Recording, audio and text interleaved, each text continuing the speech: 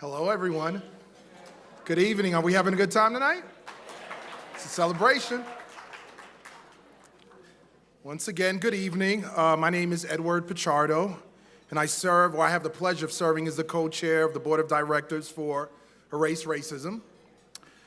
We are so pleased that you are here tonight to support our organization and to celebrate and honor our founding president of Erase Racism, Elaine Gross.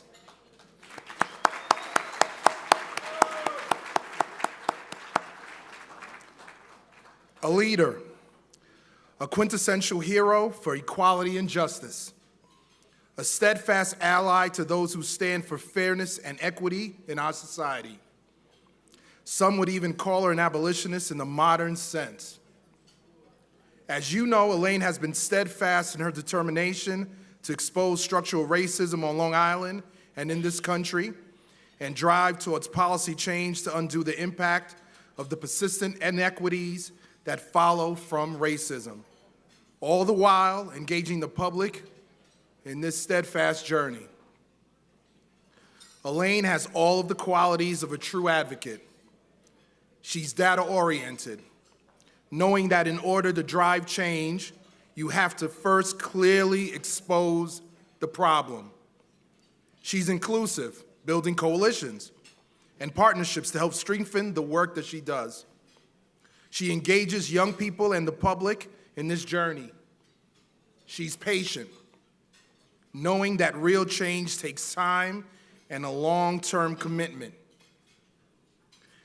And at the same time, impatient, in the same vein as Dr. King, why we cannot wait, knowing that we must continue to stress the urgency of this needed change. She has been one of the most effective advocates on Long Island and in this country. And it is not an exaggeration to say that her work has literally changed lives.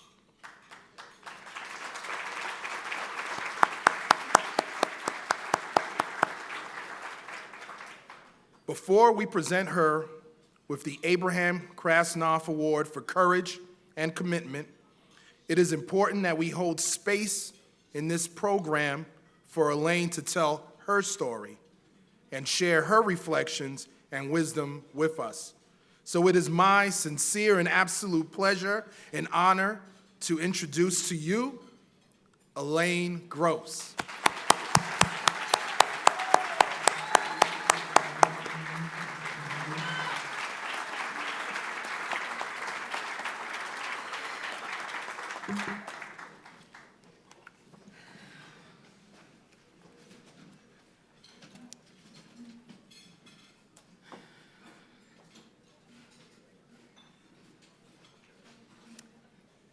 How do you say thank you?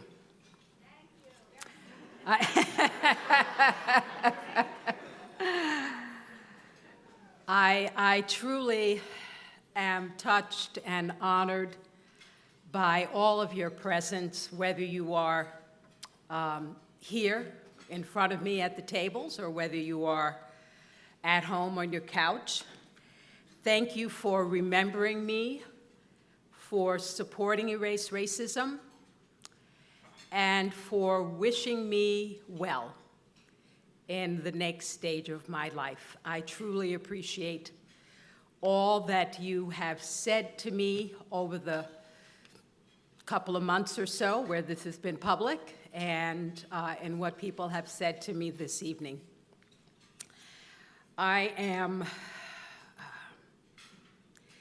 My journey for the last 21 years would not have happened without the help and support and guidance of so many of you who are sitting here today.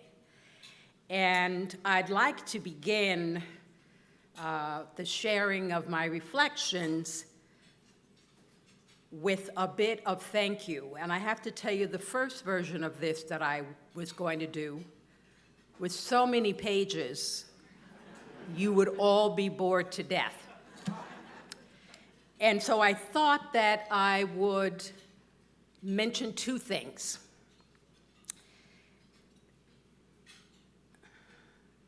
You were there in a crisis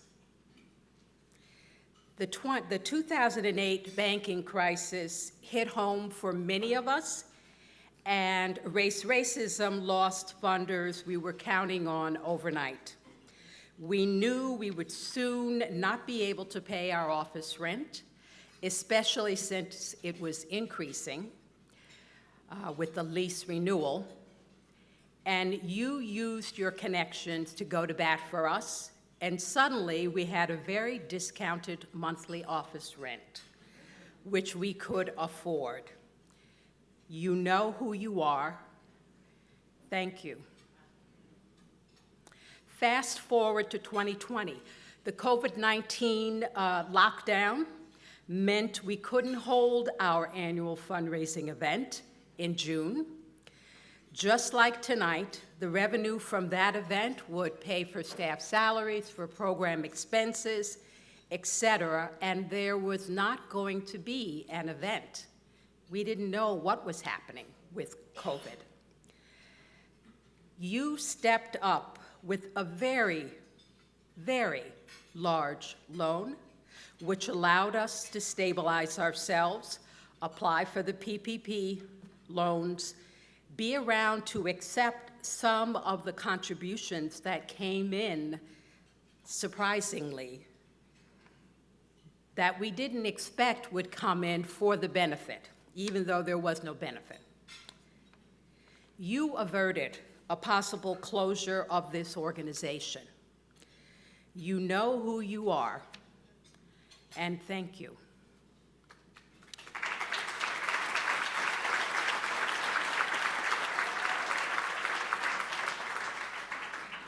So I'm proud that we have never missed a payroll or payment for rent or anything else. And as our auditors will tell you, we get clean audits every year, thanks in large part to Shirley Sharon Font.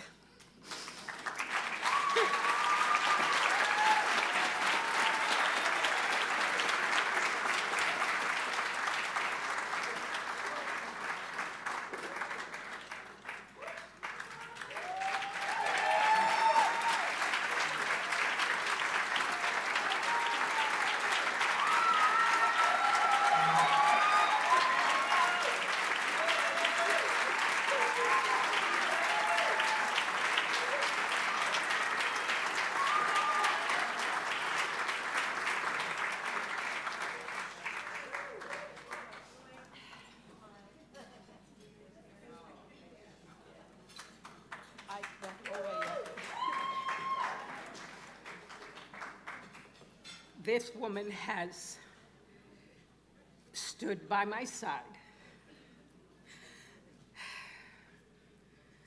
for so many years. How many is it now? 12. 12.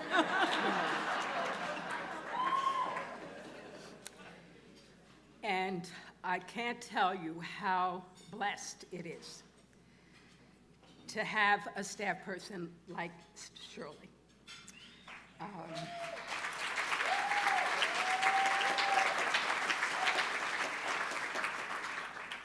And when we were in the depths of COVID-19, and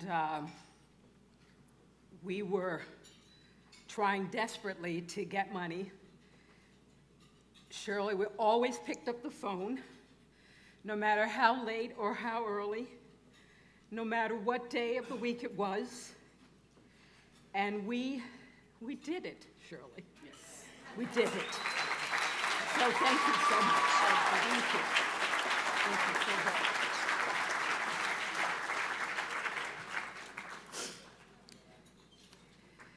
So we've never cut staff salaries or taken away health benefits.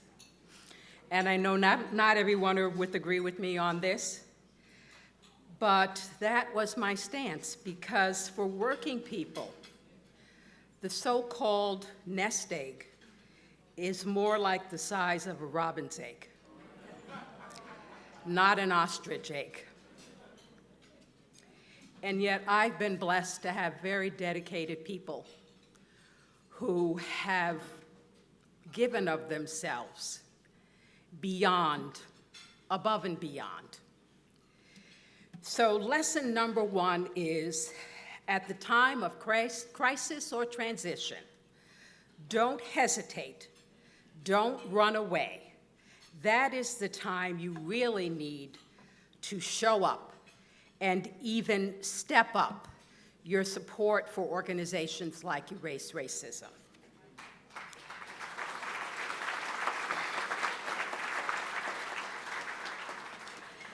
Lesson number two, look for the root of the problem of racial inequity.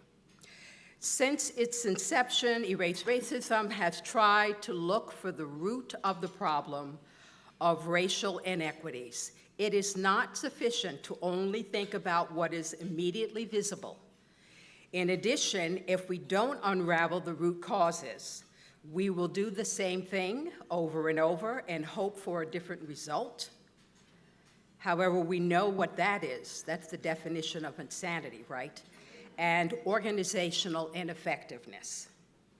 So the education research report that we just released, thanks to the stellar research of Dr. Cam Owen, who could not be with us today, does not focus on the immediately invisible factoids, such as standardized test scores and student attendance. Our report, Unequal Resources for Long Island Students Based on Race, identifies the structural impediments to equity that impact the districts and ultimately the students. We found resource disparities.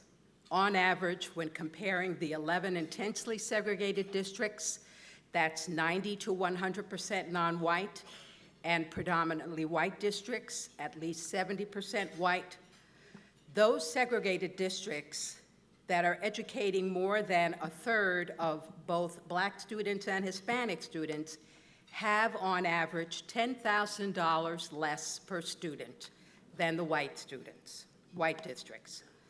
Those districts have more students for every guidance counselor, social worker, teacher than the white districts. There are also fewer AP courses offerings in those intensely segregated districts. So here's the plug. Please go to the website, eraseracismny.org, and read that report. There are other troubling facts that reflect the structural impediments to equity in Long Island's public school education. We all need to know what they are.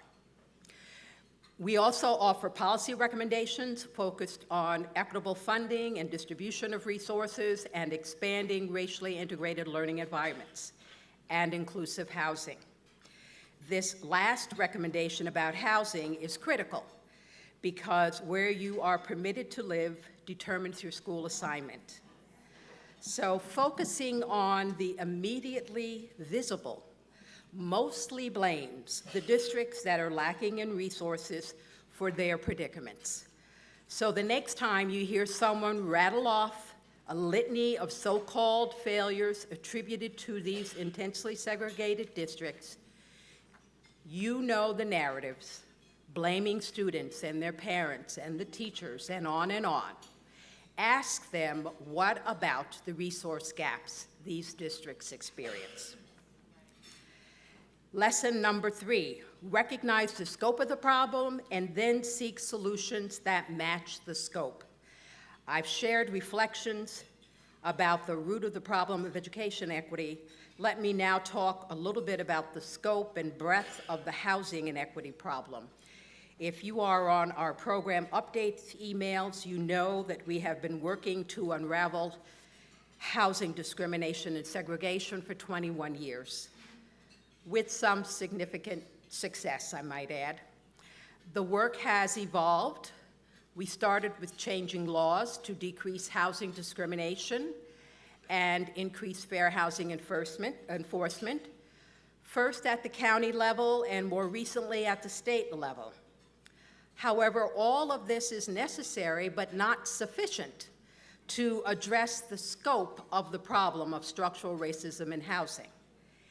In my 2019 article, Housing Discrimination and Local Control, published by the NYU Furman Center, I named local control, which stems from New York State's home rule statutes, as an insidious force that legitimizes the power arrangements already in place from historical and ongoing structural racism.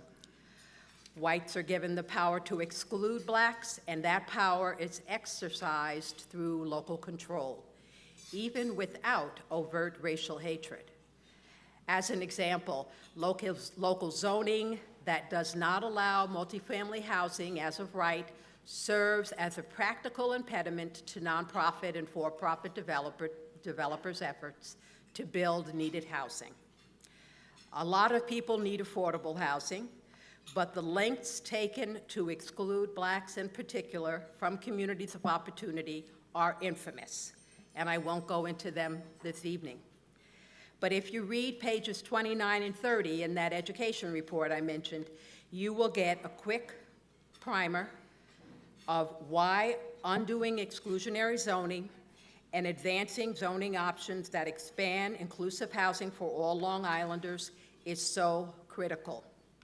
The lack of affordable housing is a Long Island and a New York State crisis, which local governments have no interest in addressing. The scope of the problem is appropriate for the state to address, but to date, very few of our state legislators have been willing to even talk about this issue. So, as we explain in our report, in New York State, the statute of local governments reserves certain powers to the state legislature, even where that exercise of that power could or would diminish or impair a local power. These include the power to adopt laws relating to matters of overriding state or regional concern. And actually, that last bit was a quote from the Statute of Local Governments. So the great state of New York should not continue to do nothing to address the affordable housing crisis, while so many other states are making progress, some significant progress. And I will close by saying, you've heard me talk about the affirmatively furthering fair housing component of the fair housing law. We shouldn't wait for people to be discriminated against and then bemoan that this still happens. We should be taking steps to look at the zoning regulations that block this needed housing, and we should make sure that African Americans and people of color, people of lower incomes, are not excluded from having a place to live.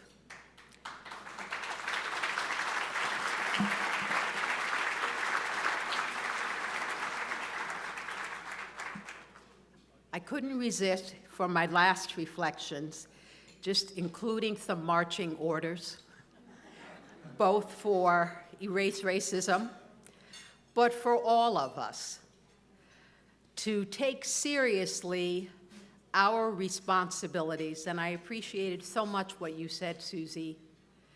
The ways in which we are complicit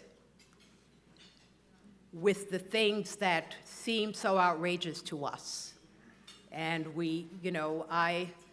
I can only say that it has been such a joy and a pleasure, as well as a challenge, to work with the boards. People have come and people have gone, so the various boards of directors of Erase Racism in doing this very hard work. I have always felt supported. I'm sure that there may have been times when, some people might have felt, do we really have to do that? Do we really have to say that? But what they said to me was, I support you. I trust you. I have faith in you. And you can't ask for much more than that. So with that, I say thank you, and farewell, because some of you I may not see again. And I wish everyone in this room a blessed future. Thank you.